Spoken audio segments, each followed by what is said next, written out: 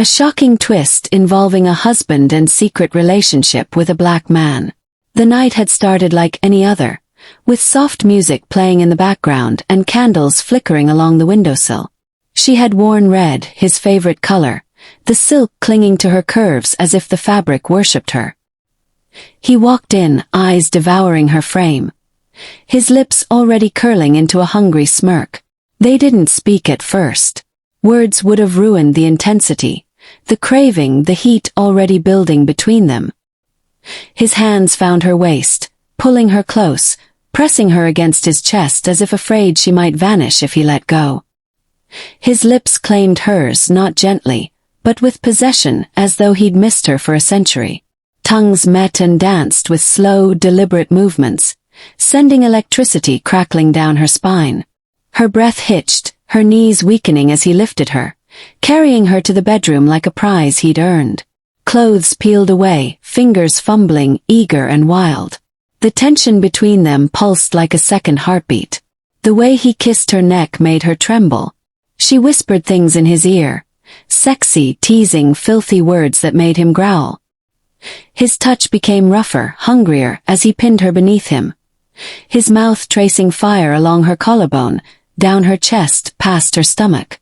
She cried out as his tongue explored her, teasing her open until she arched off the bed, gasping his name. But still no names were spoken aloud. It had always been their unspoken rule. They had made love before many times, but this night was different. There was a desperate edge to it, like he was trying to imprint himself into her bones. His movements were punishing and tender at once. She clung to him as he drove himself inside her, filling her, stretching her with each slow, brutal thrust. Pain mixed with pleasure until the two became indistinguishable. She scratched down his back, leaving marks. He bit her shoulder, leaving bruises. Hours passed. They barely stopped. They only paused long enough to kiss, to whisper how much they missed each other, to catch their breath before starting again. Her body ached, but she didn't care. She was consumed. At one point she cried. The tears slipped silently as he kissed her face, her neck, her lips, never noticing, or pretending not to. The emotion was too much, too big, too real. But deep down something felt wrong. There was a distance in his eyes when he thought she wasn't looking. A shadow that hadn't been there before. And when he finally fell asleep beside her, completely spent, she stared at the ceiling, heart pounding. Her body throbbed, sore in all the right places, but her chest hurt more than anything. Something was off. She could feel it in her bones. The next morning he kissed her goodbye. She smiled, pretending everything was perfect. She made breakfast, watched him eat, and said nothing. But when the door closed behind him, she fell apart. Her body crumpled to the floor, racked with silent sobs. She wasn't sure what had changed, but she knew it had. The way he touched her had been different. Possessive, almost guilty. She just didn't know why. Curiosity became obsession. She started checking his phone when he showered, watching his habits change. Late nights, random calls, muted notifications. But it wasn't until she followed him one evening that her world collapsed. She hadn't meant to follow. She told herself she was being paranoid. But when he left the house dressed up, claiming he had to meet a client, her gut screamed louder than logic. She slipped out behind him, keeping her distance. It was raining. Of course it was raining. The world always wept when hearts broke. She followed him to a quiet part of town, to an unfamiliar house with no lights but one faint glow in the upstairs window. She parked down the block, heart pounding in her ears. And then she saw him. He knocked once. The door opened. A tall, muscular black man stood there, shirtless, tattoos climbing up his chest like shadows. He smiled wide, pulled him inside with both hands on his waist, and kissed him. Not casually, not friendly, intimately, passionately, like she used to kiss him. She didn't scream. She didn't cry. She just sat in her car, watching them through the window, frozen and shattered all at once. They kissed again inside. A touch. The man led him upstairs. She stayed there for hours, unable to move. Her body cold, her heart a mess. Her mind kept flashing back to the night before, The way he'd made love to her, how he held her, how he cried when he came. Was it regret? Was it guilt? Or was it just goodbye? When she finally got home, she threw everything he ever gave her into a pile. Every gift, every note, every piece of clothing that carried his scent, and lit it on fire. She sat in front of the flames, crying quietly, watching her love story burn to ash. But it wasn't over. She wasn't done. The next day she invited him over. Told him she missed him. Said she needed him. He smiled, relieved, as if nothing had happened. That night she seduced him again, this time with a hunger more dangerous than desire. She kissed him like she used to. She undressed slowly, teasing him with every curve, every breath. She whispered the filthiest things, let him touch her everywhere, let him dominate her until her body was sore and wet and aching. But this time it was different. She wanted him to remember it. She wanted to leave marks he couldn't explain. She moaned louder. She bit him harder. She asked for things she'd never dared before, made him choke her, made him beg. The bed creaked violently beneath them. The night was full of sweat and tears and blood. Tiny scratches, raw skin, painful thrusts that bordered on punishment. He didn't know it was the last time. When he passed out beside her, she didn't sleep. She lay awake, naked, bruised, body throbbing with pain and pleasure, staring at the man who had broken her heart. Her thoughts swirled with everything she'd seen. His lips on another man. His hands worshipping someone else.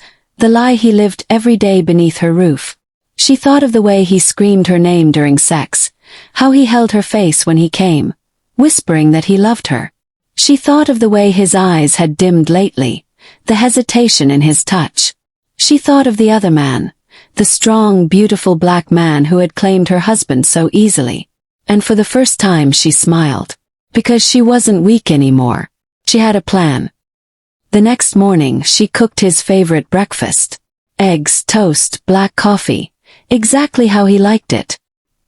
He came down shirtless, his body covered in scratches from the night before. She smiled at the sight of them. He smiled too, oblivious, thinking they were symbols of love. She kissed his lips gently, told him she wanted more nights like that, more passion, more fire. He didn't notice her stare. He didn't notice her silence as he left, but her mind was racing. Every detail had to be perfect. Every step had to be controlled. The pain she carried wasn't just in her heart anymore. It had moved to her hands, her blood, her breath. She didn't just want revenge. She wanted him to feel it. In his bones. In his soul. She spent the week pretending, laughing, cooking, touching him in ways he'd missed. He came home every night thinking things were fixed, thinking she was still his. But he never knew that every moan she gave him, every kiss she offered, every time she let him inside her body, it was all a lie, a slow, poisoned seduction. And he kept coming back for more. She made herself irresistible. She whispered dirty secrets in his ear while he drove, sent pictures of her bare skin while he worked. One night she tied him up, blindfolded him, and rode him slowly, making him cry out for her. His body was hers completely. And so was his trust. That was her weapon. But what he didn't know was that she had been watching. She had visited that house again. Seen the man again. This time she didn't cry. She took pictures, videos, evidence. She watched them kiss. She watched them laugh. She even watched them argue like lovers. And she smiled. Because she knew how it would end now. The final night was planned. She wore black lace, see-through, almost illegal in its perfection. Her skin shimmered with oil, and her lips were blood red. She poured them both wine. Laughed. Danced. She climbed into his lap, kissing him slowly, then faster, until he carried her to the bedroom again. He was rough that night. Hungrier than usual. She let him use her.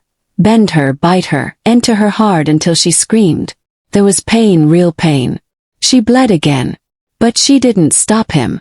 She encouraged him. She begged for more. He whispered how much he loved her.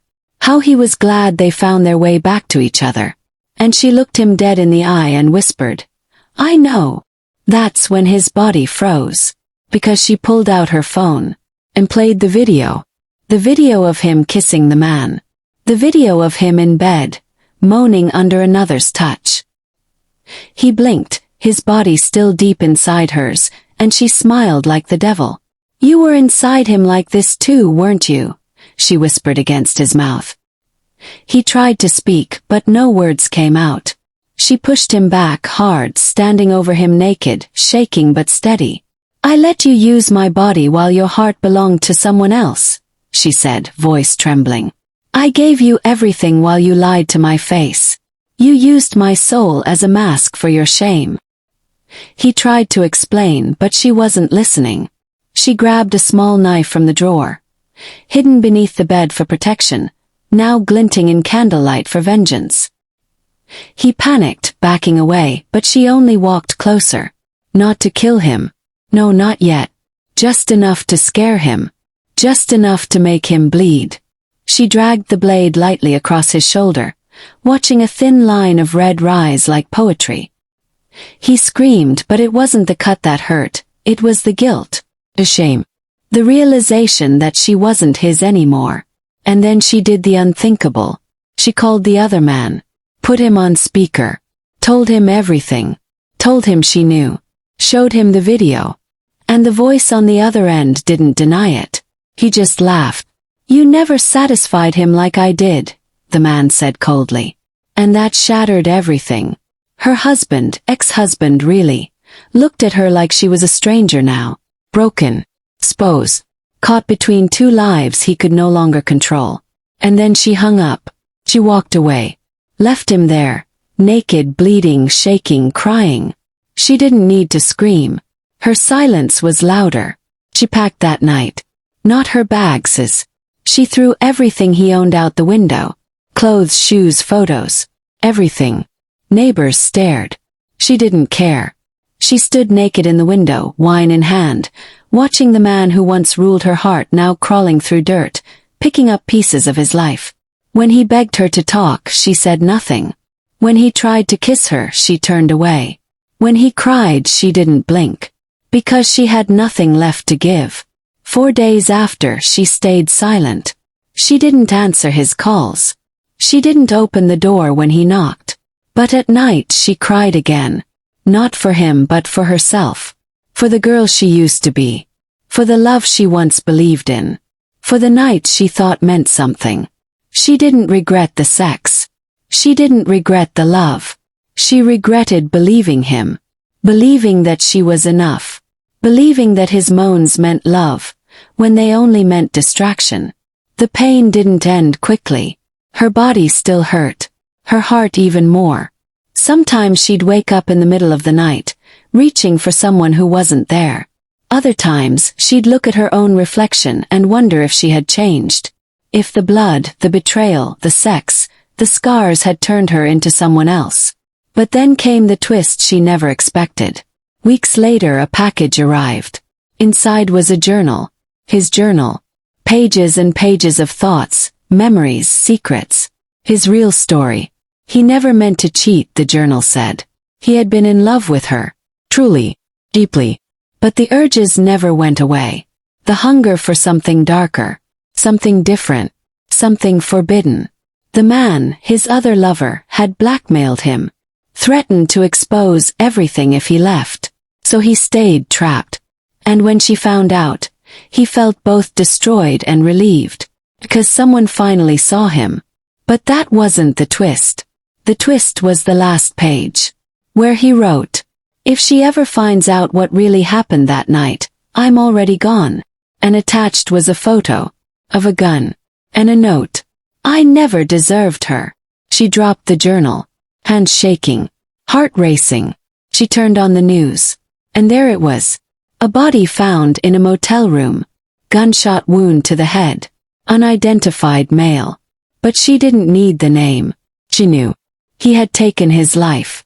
Not out of guilt for being caught, but because he had truly loved her. And couldn't forgive himself. She collapsed. She screamed. She punched the floor until her knuckles bled. Because now she was alone. Truly alone. No revenge could fix that. No sex could heal it. No tears could bring him back. The pain was permanent. The blood, the betrayal, the lies, all real. But so was the love. And that's what broke her most. Because in the end, the man who crushed her heart was the only one who had truly loved it. End of story.